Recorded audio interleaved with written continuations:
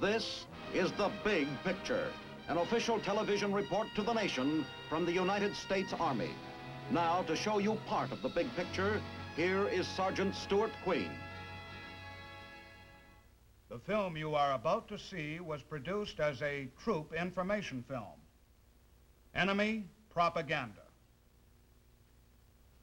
Although this study of communist deception was made for a military audience, we think that you, the American public, will also find it pertinent and enlightening.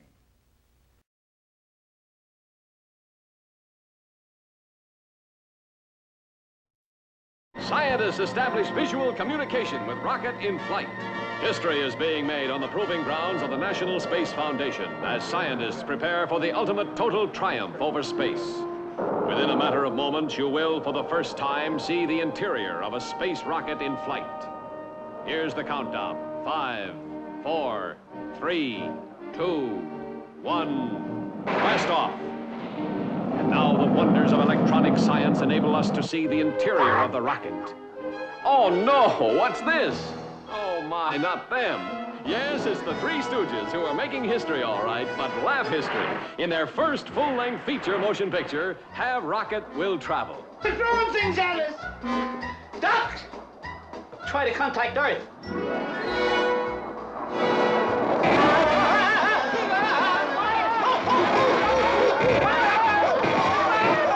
Did you recognize those old newsreel scenes?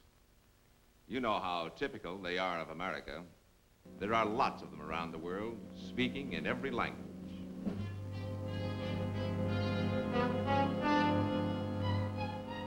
And this material is just another sample of what you might call the communist war without guns.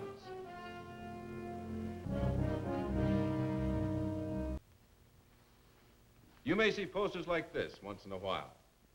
That's you, in case you don't recognize yourself.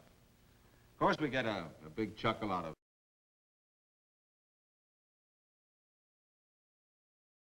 stuff like this, but the bigger the lie, the bigger the laugh.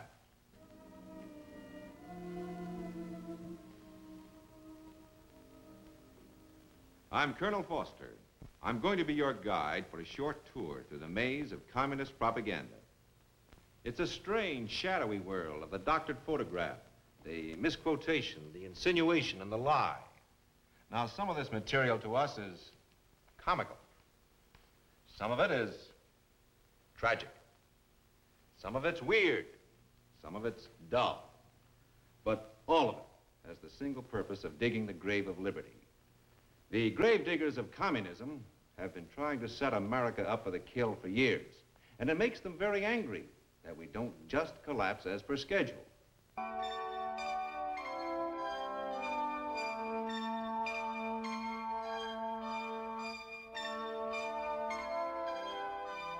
On August 12, 1960, President Eisenhower took part in the first transmission of the Echo 1 communications satellite.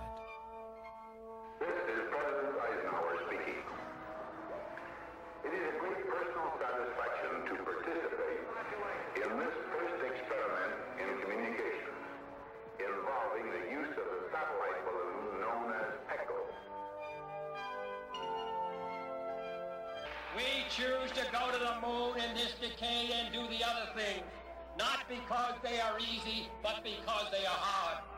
Because that goal will serve to organize and measure the best of our energies and skills. Because that challenge is one that we're willing to accept, one we are unwilling to postpone, and one we intend to win, and the others too. You are go. Order systems, go. Range operations, Mercury capsule, go. All pre-start power lights are correct. The ready light is on.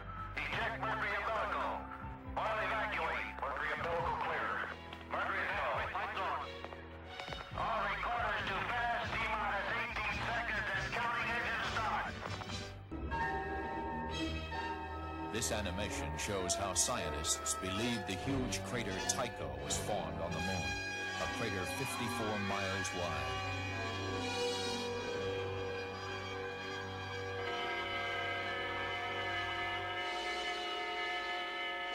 a series of picture-taking Ranger spacecraft slammed into the moon.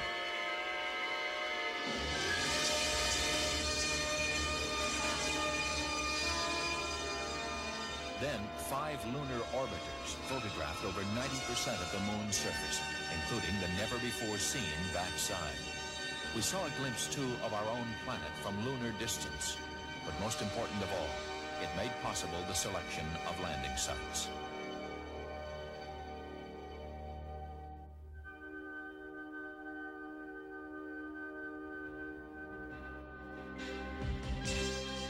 Six Surveyor spacecraft made soft landings on the moon over a 2-year period.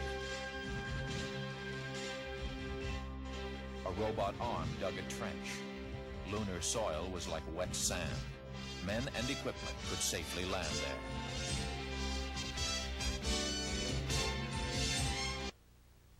Hi, fellas. How are you today? Not so good, huh? Well, you know what General Sherman said about war. Oh, well, it'll only last 7 or 8 years, fellas. Of course, it could be less than that if your leaders would only listen to reason. But let's not talk about it. I'm going to play some real dreamy music for you.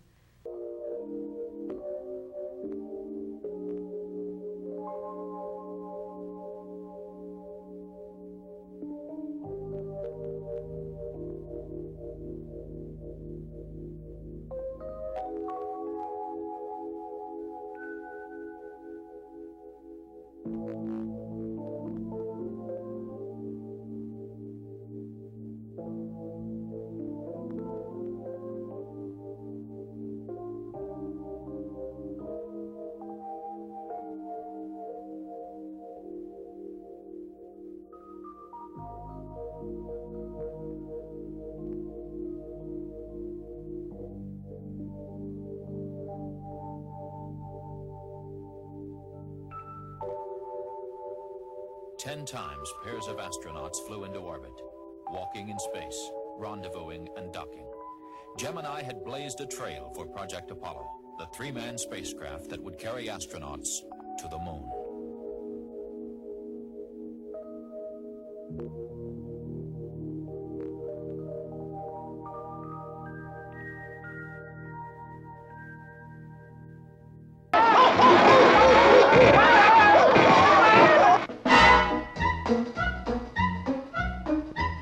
No change in their course, huh? None. They can't control it. The ship's on an automatic course to the planet Venus. We got contact. Take that down, quick.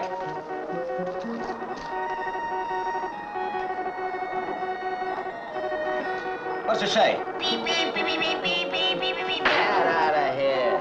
Hey, the television's on. You heard about the Sputnik and the Mudnik. Well, here comes the Laughnik, a movie that's a 3-stooge riot on a 3-stage rocket. Because of the following special 1-hour broadcast, programs previously scheduled at this time will not be seen. Communications via satellite exploded into a whole new industry.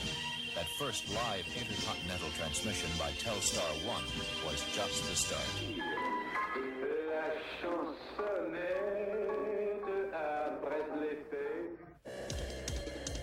Relay, designed to transmit television, telephone, and high-speed data.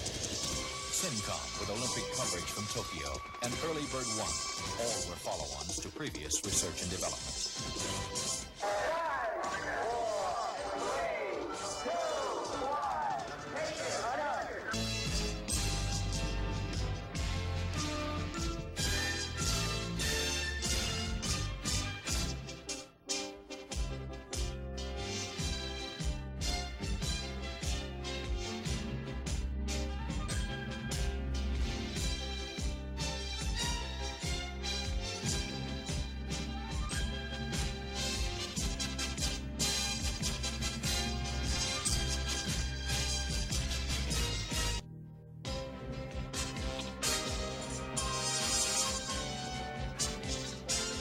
More than 8 years were poured into designing, building, testing, and preparing astronauts, rockets, and spacecraft for the first lunar landing.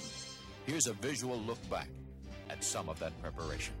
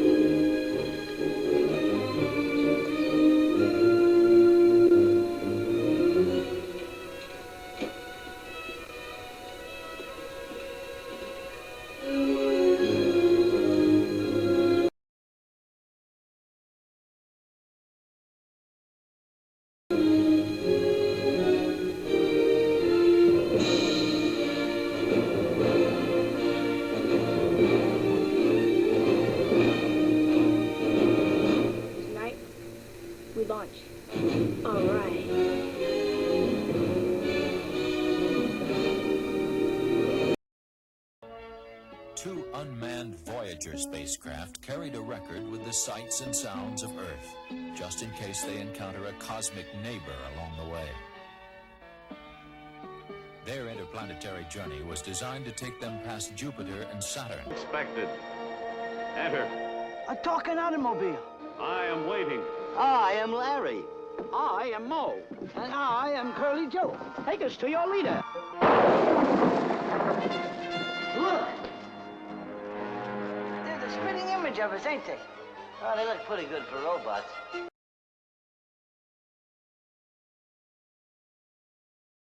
So, why don't the Americans go home?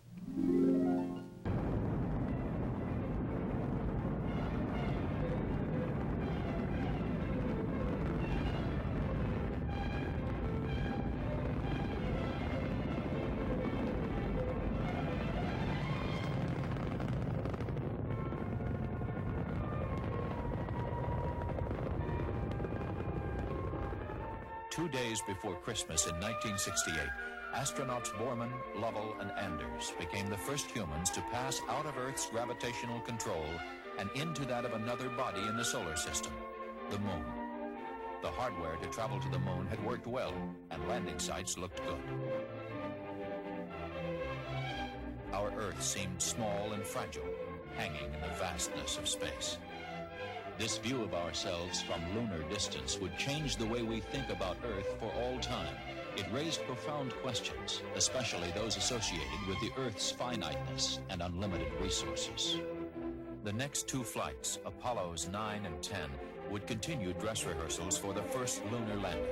All systems were indeed ready.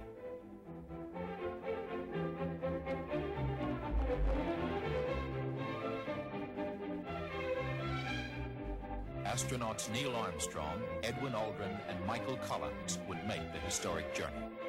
Next stop, Tranquility Base.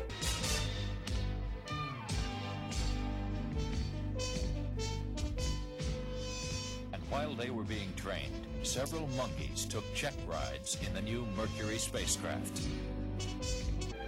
2, 1, 0, all engine running. Liftoff, we have a liftoff. 32 minutes past the hour. Liftoff on Apollo 11. Tower cleared. Neil Armstrong reporting the roll and pitch program, which puts Apollo 11 on proper heading.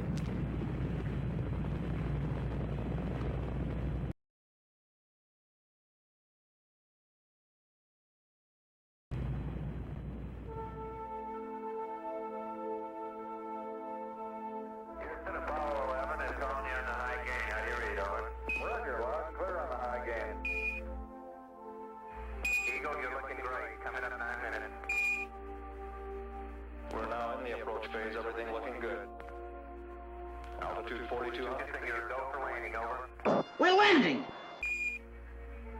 40 feet down, 2.5. Picking up some dust. 30 feet, 2.5 down. Big shadow. 4 forward. 4 forward, drifting to the right level. Ready? Down a half. 30 seconds forward, just.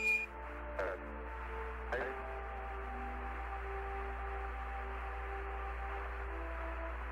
Contact light. Tranquility Base here. The Eagle has landed. That's 1 small step for man. 1 giant leap for mankind.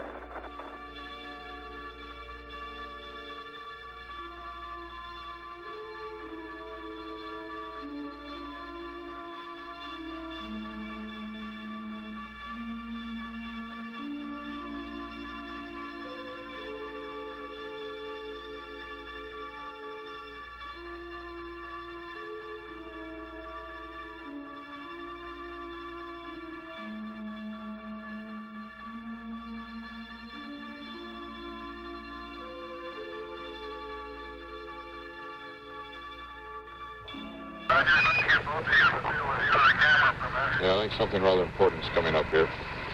Neil and Buzz, the President of the United States is in his office now and would like to say a few words to you, over.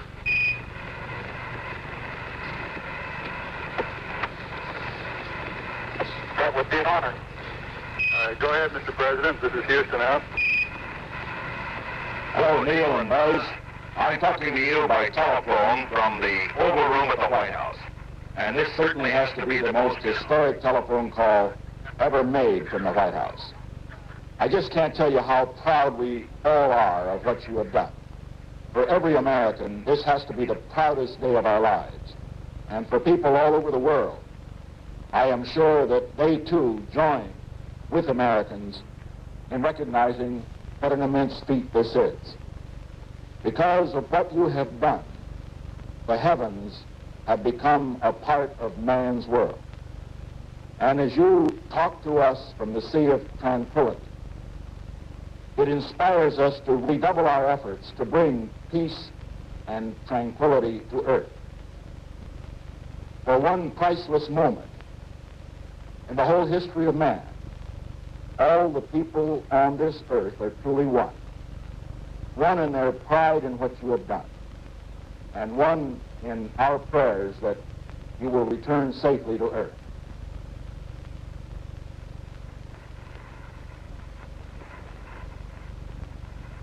Thank you, Mr. President. It's a great honor and privilege for us to be here representing not only the United States, but men of peace of all nations, and with interest and a curiosity and with a vision for the future. Honor for us to be able to participate here today. And thank you very much, and I look forward, all of us look forward to seeing you on the Hornet on Thursday.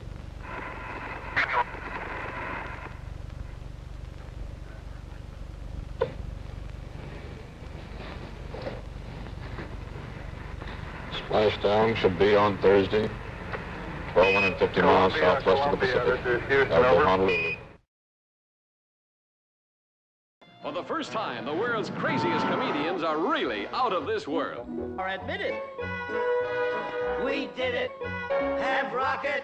We'll travel in space.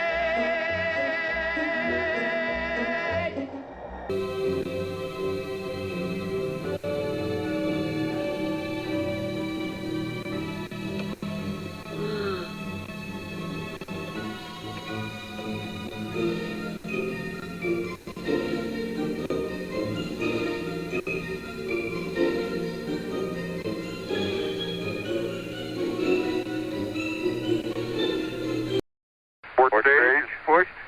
Engine arm is S. Okay, I'm going to get the pro. 99, proceeded. 3, 2, 1. Ignition. Right away, Houston. Vector grid. Axot. Pitch over.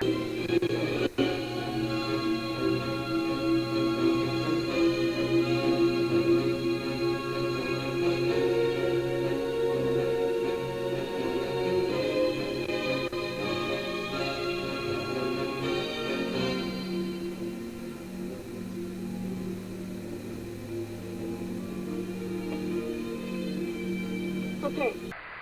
Roger, you have good thrust.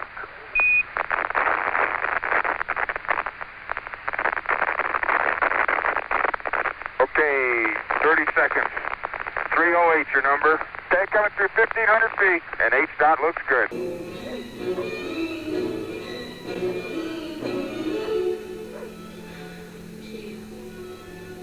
I wish I'd gone to the bathroom.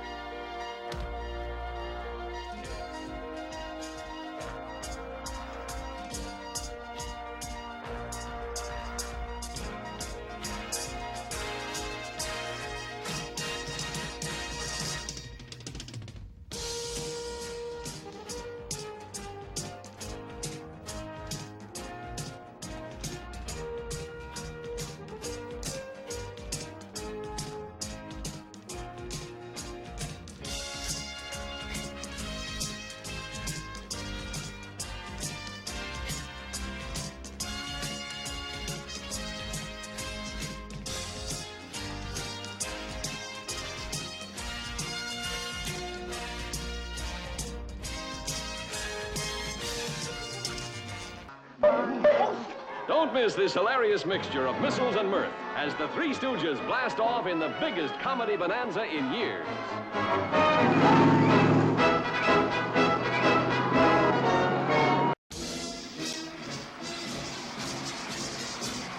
Across the country and around the world, the Apollo 11 crew were welcomed back as heroes.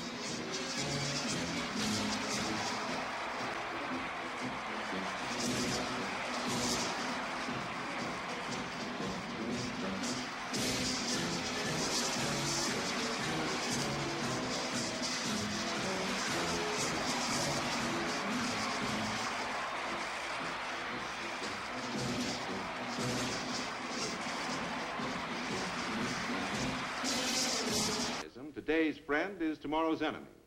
Today's hero is tomorrow's traitor. Love.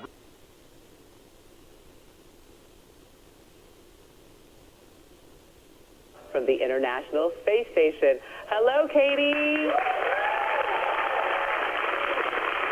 Hello. This is so cool, isn't it? Hey, Katie, I want to ask you a aboard the question. space This station. is Leah. Look at this. Wow. Are you going to be okay, or? That's the way Soul City Sue entertained us in Korea. Nice music and a soft, sympathetic voice, selling discouragement and defeat. Now let me introduce you to another communist. This is going to be hard to take, so brace yourselves.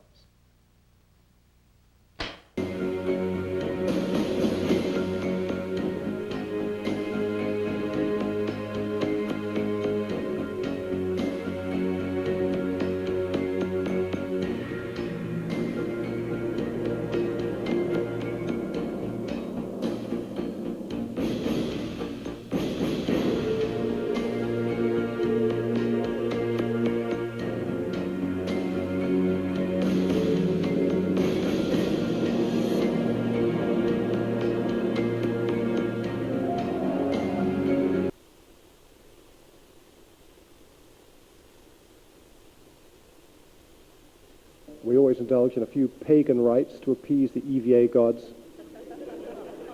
These little ceremonies are very, very important to ensure mission success if you do them right. These little ceremonies are very, very important to ensure mission success if you do them right. These little ceremonies are very, very important to ensure mission success if you do them right.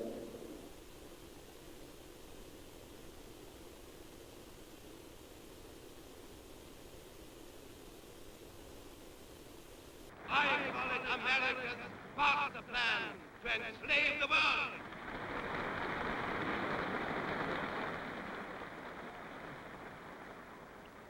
no one be deceived by the American-style peace.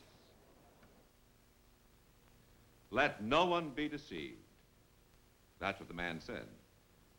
I don't think you need 3 guesses to know what this is all about. But let's listen a moment longer and see what's behind it.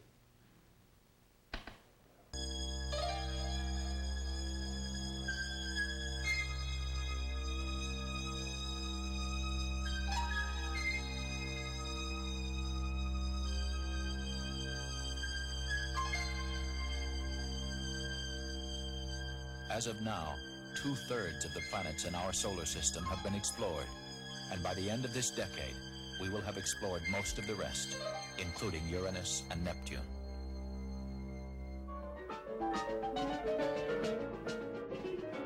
Through the years, the single most constant in NASA has been, is now, and continues to be its aeronautical research.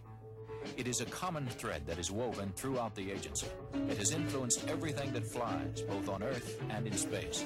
There is little doubt why this country has been the world leader in things aeronautical.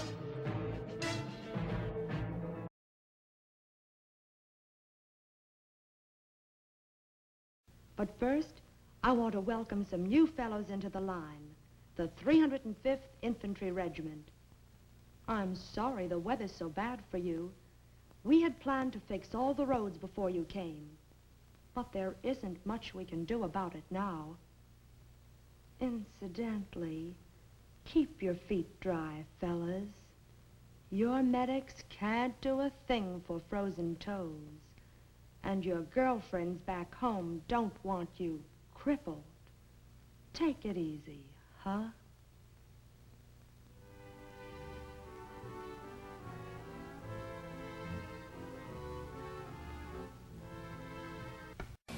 At this time, I'd like to introduce the Apollo 11 crew, astronauts Neil Armstrong, Michael Collins, Edwin Aldrin. Neil?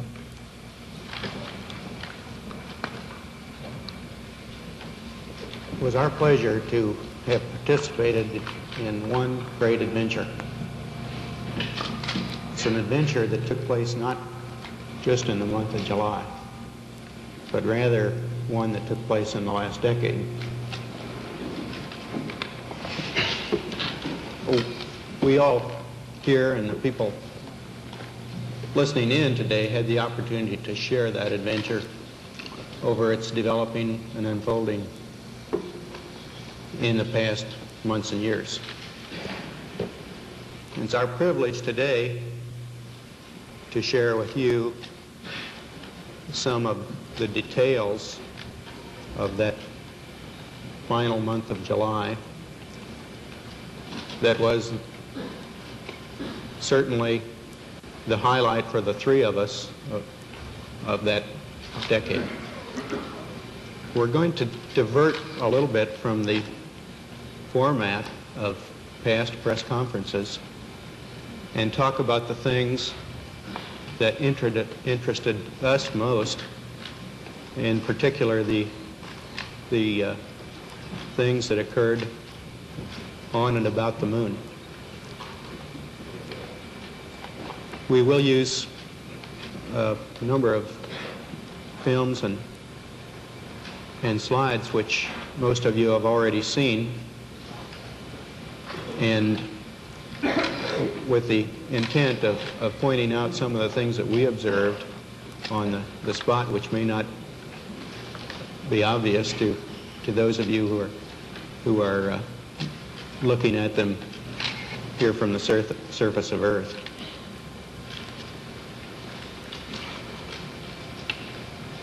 The flight, as you know, started promptly. And I think that was characteristic of all the events of the flight. The Saturn gave us one magnificent ride, both into Earth orbit and on a trajectory to the moon.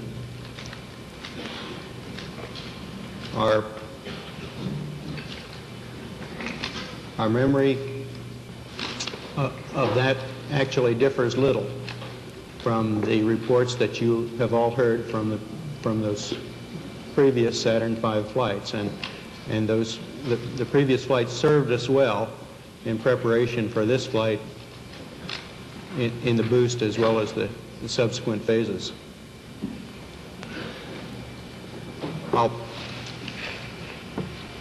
We would like to skip directly to the translunar coast phase and remind ourselves of the long chain of events that actually permitted a landing, starting with the undockings, the transposition and docking sequence. Listen to this. The living conditions of the American masses, that's you, are swiftly deteriorating. Our generation is going through the final convulsions of the dying world of capitalism. That's what it says here. And if you don't believe that pamphlet, try this one. Bankrupt America may have one more war in its decaying carcass, but her young men who face nothing but brute labor, poverty, and death may refuse to fight. That's what it says here.